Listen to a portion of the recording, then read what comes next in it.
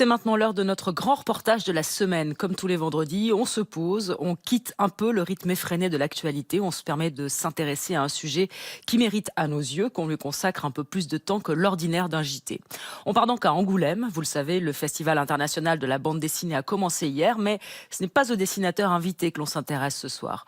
On va vous parler d'une initiative très originale, le premier et l'unique ESAT, Art graphique de France. ESAT, ça veut dire établissement médico-social de travail protégé réservé aux personnes en situation de handicap. Concrètement, il accueille des dessinateurs dont le handicap peut rendre difficile l'accès au milieu professionnel de la BD. Né il y a 6 ans, il est un véritable lieu de compagnonnage entre personnes en situation de handicap et auteurs déjà renommés. C'est un reportage de Richard Bonnet et Éric Bergeron. La cuisine, levez les bras. 1, 2, 3. Le jury du prix Hippocampe en plein travail à Angoulême. Cette compétition récompense des dessinateurs en situation de handicap. Plus de 3000 dessins en provenance de toute la France sont à départager. Là, si tu veux, voilà, ils sont plus nombreux, c'est plus riche et il y a une vraie histoire. Ils ont évacué la première partie du frigo. Ils ont tous envie de gagner, donc sur moi, ils sont motivés là. Et de toute façon, c'est le président qui décide. C'est toujours moi qui ai le dernier mot. Bon alors, pourquoi on perd du temps? Ex-trublion du magazine Métal Hurlant, grande figure de la BD, c'est Franck Margerin qui anime ce prix. C'est un exercice de style très difficile de faire une bande dessinée. Moi, je suis bien placé pour le dire, parce que c'est mon métier, donc je sais qu'à chaque fois, c'est vraiment difficile. Et moi, je suis toujours impressionné par le résultat. Dans le jury, il y a des dessinateurs qui ont déjà été primés. C'est le cas de Clémence qui a remporté 3 hippocampes. Elle est autiste. Celui-ci, même s'il n'y a pas de bulle, on comprend bien ce qui se passe. Et puis surtout qu'il y a de belles illustrations.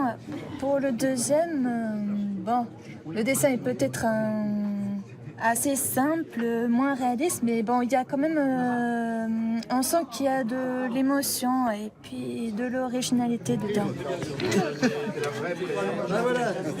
On a repéré chez certains jeunes un vrai talent, des compétences artistiques énormes. On s'est dit, mais pourquoi ces jeunes, ils n'en vivent pas? Et on s'est dit, on va essayer de leur créer quelque chose et on va essayer de voir si on peut penser à leur vie professionnelle.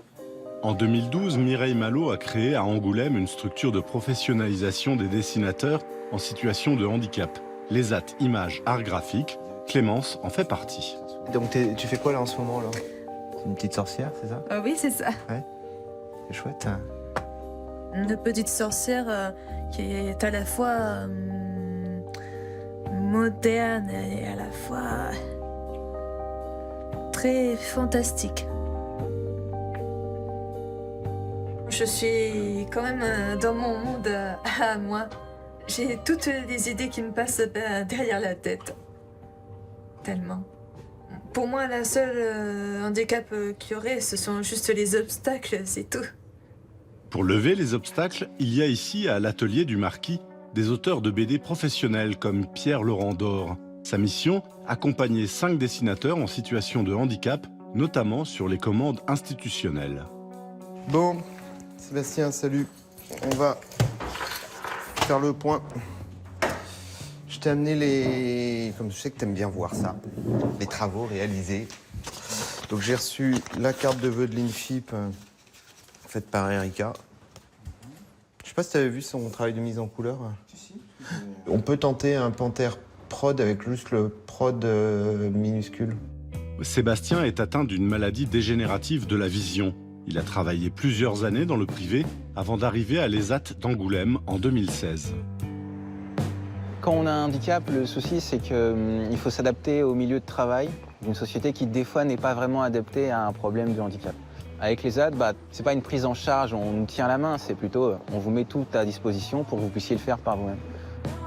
Dans chacun de ces numéros, le journal de la ville d'Angoulême publie une BD de quelques cases de Jean-Luc Loyer, auteur réputé, et Fred Coulot, dessinateur de l'ESAT. Là, on se sert de la mairie comme de décor. Tu vois. En fait, on fait un joli décor sur lequel on va mettre nos personnages. Qu'est-ce qui fait que c'est la mairie? Qu'est-ce qui fait que c'est un château? Et tous ces petits détails-là, ils sont importants. Ça m'apporte beaucoup de fierté, de reconnaissance, puis Et puis je travaille sur ma passion, parce que c'était ma passion au début. Et puis je connais les autres dessinateurs. Ils me donnent des conseils pour progresser là. Pour Jean-Luc Loyer, l'expérience d'auteur reconnu est fondamentale pour assimiler les contraintes de l'univers professionnel qui sont nombreuses. Il y a aussi une autre problématique, c'est découvrir le travail, la commande. Parce qu'on a beau rêver, on a tous envie de faire des jolis dessins pour soi. Et puis, malheureusement, le monde d'aujourd'hui, c'est qu'on peut avoir des commandes institutionnelles un peu compliquées, même désagréables quelquefois. C'est un boulot, quoi. On a un vrai point commun avec ces personnes en situation de handicap, c'est la passion. Cette envie de raconter des choses. En matière de professionnalisation et a fortiori dans le domaine du handicap, la vieille recette du compagnonnage a encore de beaux jours devant elle.